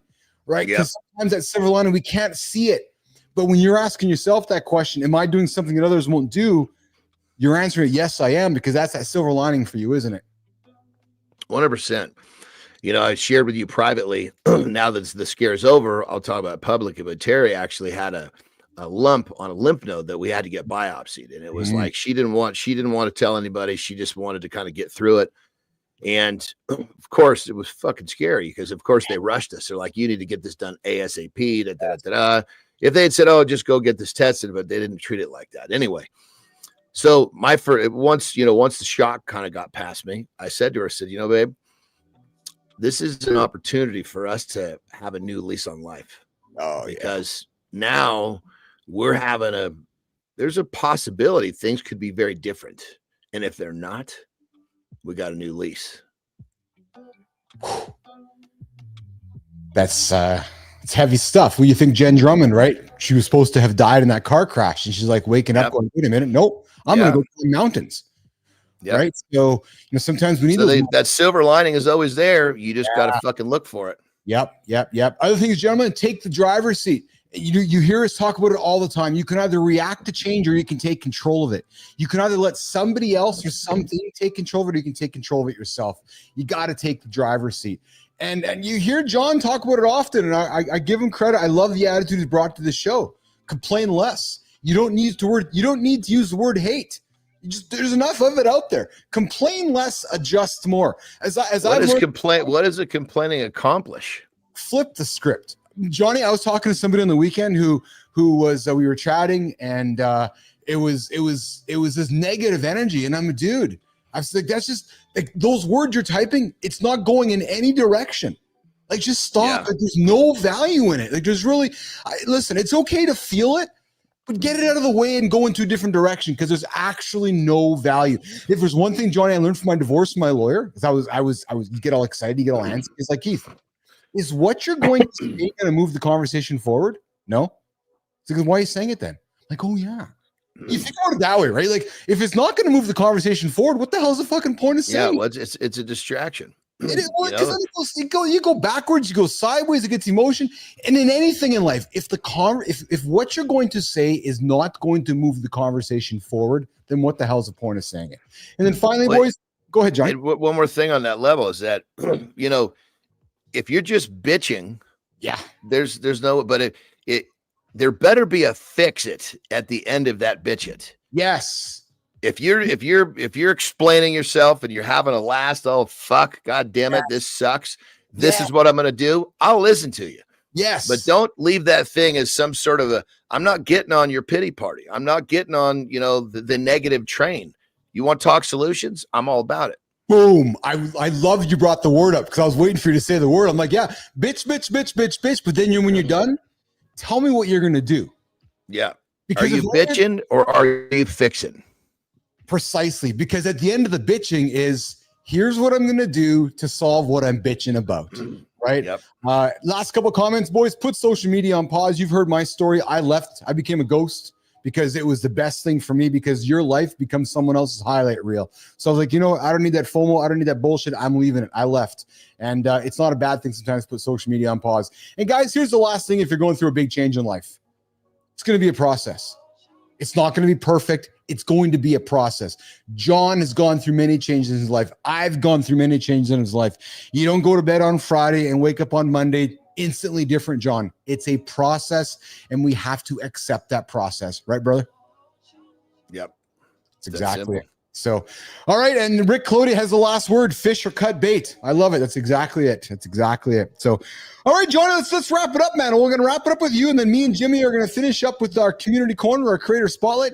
What do you have on the agenda today, brother? I did my run this morning. I got a chest and back workout after our show here. What do you got on the agenda today, brother? I'm going to be, I'm going to train right after this. I got my team meeting. I'm going to do some content. Yes. So it's going to be, it's the afternoon. I'm hoping that I can actually go ride today, but I'm not banking on it. I love you, man. You're like a fucking teenager. You're actually like a little kid. You're a 53-year-old kid stuck in a 12-year-old's body who wants to go motorbiking. Clody, he's like, I want to go motorbiking, but I can't because my shoulder's sore. I just want to go motorbiking. Well, here's the thing. For people that ride, most people that ride, it's a pretty big undertaking. You got to load your bikes into a truck. You got to go to a track. You got to get dressed. You ride your bikes, and you got to put them away, put them back in your truck, get undressed, take them home, it's a fucking like a most of a day undertaking. Right. Yes. I can get dressed because I literally just ride out of my garage, right to the track. I can do the whole thing in a short ride in like 65 minutes. So it's like such a blessing, and the fact that I get to experience this as often as I want, and it doesn't take this huge chunk of my day. That's fun. Hey, we got a question coming from Walter. Give it the audience, Johnny. What kind of dirt bike do you ride, brother? It's basically a CRF 450. It's basically the race version of a 4-stroke. Oh, I was gonna say it's a 4-stroke. Is that what a 4-stroke engine? Yeah. Yes, it's the ones that you see. It's like the when you watch the racers. It's the top class, the biggest, strongest, the fastest, most powerful motorcycle. That's awesome. That's really cool. Cool. All right, pal. Well, listen, what a fun show today. Had a lot of fun, a lot of energy. It was good getting after it today. I really enjoyed the discussion. I enjoyed sharing my stories. And that's what we're getting after, boys. I'm really working on getting more personal with all of you guys as we get into these deep dive segments to share more of my stuff, share more of Johnny's stuff and Marty's stuff. And we're going to keep getting after it in less than 24 hours in Mornings in the Lab with Keith and friends. My brother, have an awesome day, pal. You as well, brother. Have a good loop. I'll see you tomorrow.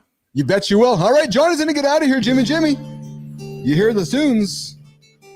Yeah. Oh, I like this part. The community corner. It's the part of the show where we like to take the big old Mornings in the Lab spotlight, crank it up. Jimmy, just crank those lumens up, eh? I need to get a sound effect for the lumens. Yeah, that's how it sounds. It's exactly how it sounds. I think this shit up, I go to bed and I think, okay. Or I'm driving by myself. Hey, what kind of sound effect could I make which will give the audience something to get excited about?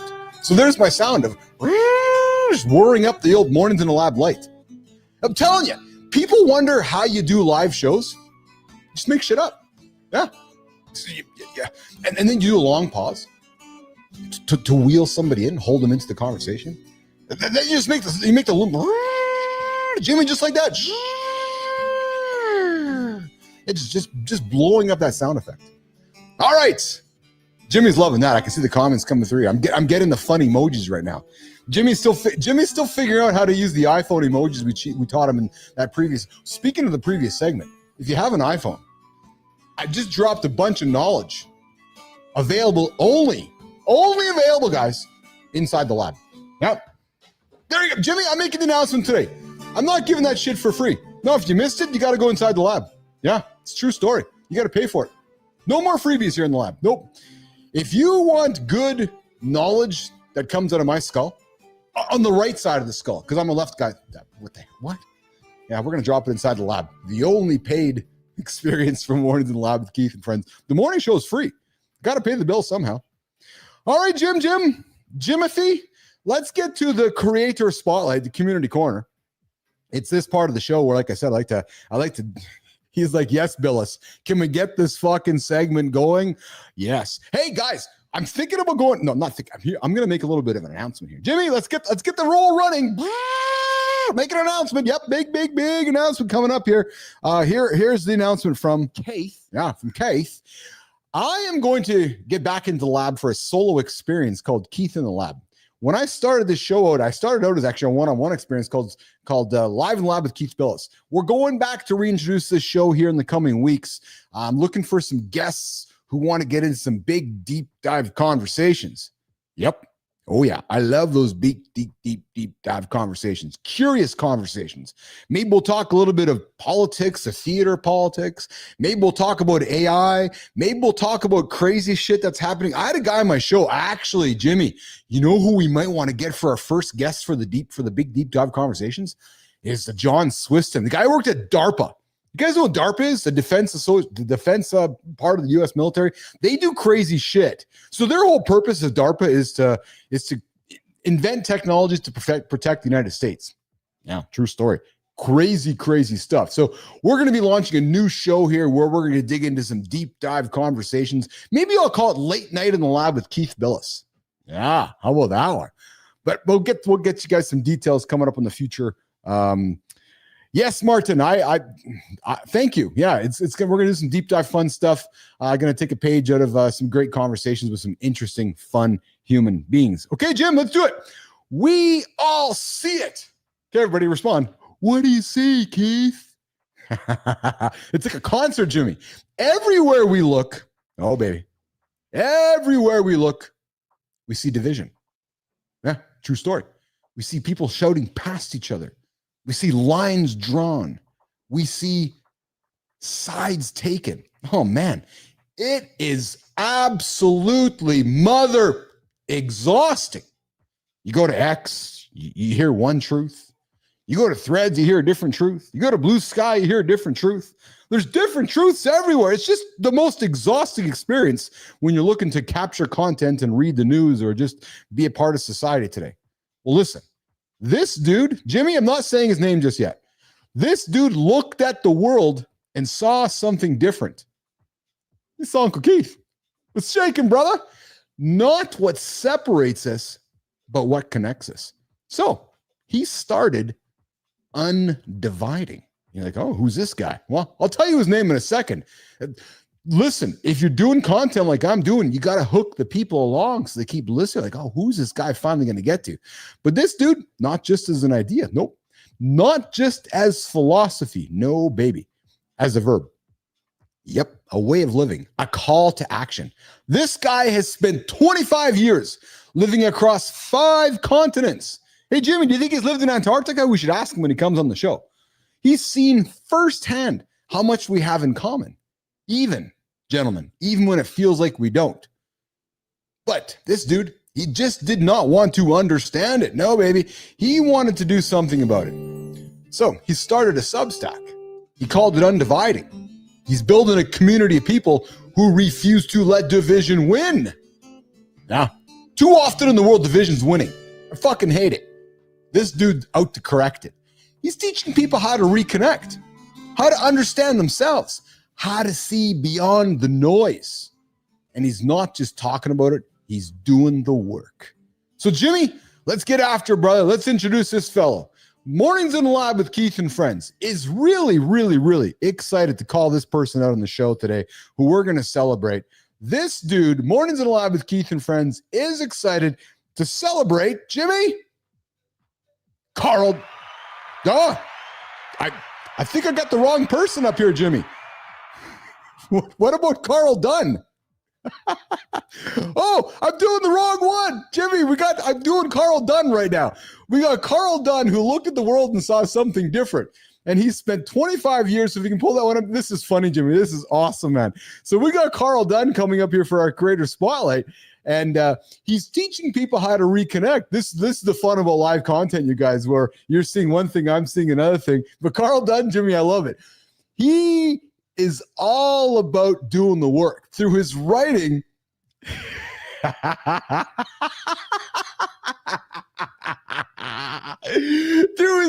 his emotions diary practice, and his award-winning book, How to Burn a Rainbow. Guys, if you see my face right now, I'm like calling out one thing and Jimmy's throwing something else up, and I'm like, ah! And I can see Jimmy going, ah! Carl is giving people tools to bridge the gaps in their own lives. Hey, the next creator we're celebrating is Charles Wallace. So Charles meet Carl, Carl meet Charles. Because before we can undivide the world, Jimmy, we just created something here. Carl is and the other dude, they're going to be connecting. So that's just how it's all going to work. If you're tired of the chaos, the conflict, there's Carl right there. If you're tired of the chaos, the conflict, the endless cycle of us versus them, Carl is proof that another way is possible. Here's the question, nation. Are you ready to start undividing? Business Athlete Nation, are you ready to start undividing? Because if you are, I invite you to check out, not the other dude. No, we're going to get to the other dude in a second. I invite you to check out Carl Dunn's Substack, Undividing. Check out his content. This guy's been 25 years across a few different continents, 5 to be exact.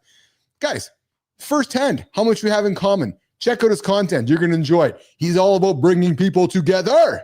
Yes. All right, Jim, let's get to the other one this morning. Let's get to the other one this morning. I'm going to pull up this other guy here. We have another celebration we're going to get after on the show here this morning. And we all know who this one is, but I'm going to create the content because he doesn't know we're going to celebrate him, but most people stay stuck. Yep. They tell themselves maybe someday, oh, baby, Jimmy. There's that word, the new word in the dictionary in the week called someday. Now you got Monday, Tuesday, Wednesday, Thursday, Friday, Saturday, Sunday. And there's been a new word introduced. It's called someday. And for the people in life that can't get their shit sorted out, they use someday quite often. Someday I'll do this. Someday I'll work out. Someday I'm going to go to the store. Someday I'm going to have sex with my wife. Really? You got to pick a specific day. But anyways, someday they'll get in shape. Someday they'll make a change. Someday they'll take control. But here's what I've learned, boys. Someday never comes. Yeah, it just doesn't come, you know. Someday don't come. No, Sunday, Monday, Tuesday, Wednesday, they all come, but someday never come. No, Charles Wallace, yes, baby. He knows that because he's been there. So, Jimmy, let's put it up here, brother. This morning, Mornings in the Lab with Keith and Friends is celebrating somebody on LinkedIn. Not Carl Dunn. Nope, Charles Wallace. Yeah, he looked in the mirror. He didn't recognize himself. No, baby. He was like me. He was getting husky. He was overweight. He was exhausted. He was numb. I'm not talking Linkin Park numb. No, he was fucking numb. He was waiting for change instead of creating it. Then one day, not someday, boys, one day he made a decision. No more waiting. No more excuses. Dude, the guy dropped over 100 pounds, Jimmy. 100 fucking pounds. Not 10 pounds, not 20 pounds, not 100 pounds. Yeah. He rebuilt his mindset from the ground up. He sure did. He took his life back, and now he's helping others do the same, which is why he created the Bare Essentials podcast. No fluff, no nonsense, no bullshit, no fake motivation. What is this, Mornings in a Lab show? What the hell is this? Oh, wait a minute. Just real raw conversations about struggle, resilience, and what it actually takes to transform. And I'm sorry, guys, it's a podcast. So, you know, we do live content. Charles, dude, you're working in the past, man, because Charles isn't here to sell you a highlight reel, baby. No. Charles is here to show you the fight, the moments of doubt, the setbacks, the failures, the real work behind real change. That's what makes Charles different. That's why his story hits different. He's just not another guy preaching from the mountaintop. He climbed that mountain himself. The guy lost 100 pounds, and he's here to tell you how. He's here to tell you guys that you can do it too. So I invite you to check out Charles Wallace over on LinkedIn. Check out his content. If you're looking for somebody to help you get to that next level, he's the dude to help you if we can't. Yeah, true story. There you go. There's the Creator Spotlight. Mornings in the Lab with Keith and Friends. We did them back to back here today. We got a couple of them up there. A lot of fun here, man. I love doing shit live because that's what reality is. Reality is life. Reality is live. I was looking at left. Jimmy was looking at right. And then you guys saw the center. But hey, we brought it together. And guess what? It all worked out. Guess what? It all worked out. So those of you that are stressing about the presentation today or the sales stuff today or whatever you're working on, come on. It ain't that bad. Shit will sort itself out. Okay. Well, listen. Woo, baby. I feel like I've been talking for a long time, Jimmy. What a good show. Hope you guys enjoyed the show as much as I did here today. Can you tell? Can you tell I had fun? Just a little bit? Just a smidgen? I'm going to tell you why. Because everything is just set up wonderfully here today. I got the screen here going well. Got the screen here going well. Got the screen over there. Got the screen over here going over there. Melissa, rocking and rolling, get me all prepped up. Thank you, Melissa. Awesome. Appreciate you. Jimmy, making sure we're rocking and rolling here today. I appreciate you too, Jimmy. Tommy. Jimmy, do we appreciate Tommy? The hell with Tommy. Rahima, I appreciate you. I love all the work you helped me with here on the show, Rahima. You're awesome. Oh, yeah, Tommy. I forgot about Tommy. Jimmy, you know, if we can't throw Tommy under the bus, who are we going to throw? Because, you know, is Tommy even tuning in right now? Is he on the comments? I think he is. We love Tommy. Tommy, brother, I appreciate you, man. Guys, if you want to know who's creating some of this great content in the shorts, who's creating some of the great visual content, his name's Walter Thomas. He joined me a few months back, a number of months back. The guy is becoming an AI wizard, creating some awesome content. Jimmy, I don't know if Tommy's the best, though. Do we want to make him the best? We'll give him that credit. Yeah, Tommy's the best. Yeah. We'll arm wrestle Melissa for the best. All right. Good time. What's shaking, brother? Good to see you this morning. Good to have you here on the show. Yes, that's me, says Tommy. Nation, I'm going to tell you something. I have never met a more enthusiastic human being than Walter Thomas. Yep. True story. You guys want to get moving? You just got to hang out with Walter Thomas for a second, and he'll keep you honest. Jimmy and I laugh because the guy is moving 1 million miles a second, and the second turns into a millisecond, and it never ends. The guy is actually, yeah, and Jimmy, you're right, which is killing us. Yeah, Tommy is going faster than Keith and Jimmy, but he keeps us in check. So, all right, guys, we're going to rock and roll out of here. We're wrapping the show up here today. On behalf of all the wonderful guests, what a fun show today. Vern Sherd was here today. We had Rick Cloda joining us in the comments this morning. We had Adam Holroyd joining us in the comments. Martin, thanks for hanging out with us this morning on Mornings in the Lab with Keith and friends.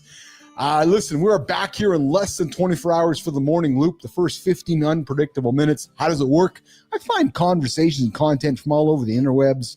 Listen, big announcement tonight on X. They're launching Grok 3. I'm tuning in. So I can, you can expect I'm talking about it tomorrow. I'm eager to learn all about it. Yep. No way. Next Friday,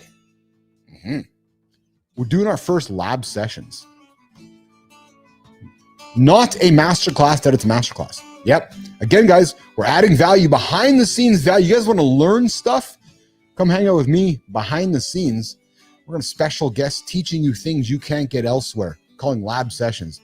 That information is going to be inside the lab, inside.bapl.ai. So listen, on behalf of myself, I'm that guy. I'm not Marshall Mathers. No, I'm Keith Phillips. And on behalf of that guy over there, Christopher Martin, see Marty Fit. And on behalf of that dude over there, John Anderson, he's busy picking shit up and putting it down. I'm the host, I'm Keith. I'm back in 24 hours. On behalf of Jimmy, and our friend Walter, Melissa, Rahima, and the whole gang here at the Mornings in the Lab. We'll see you guys tomorrow. 8 o'clock Eastern time. LinkedIn, YouTube, X. Jimmy, let's get out of here. We'll see you guys tomorrow.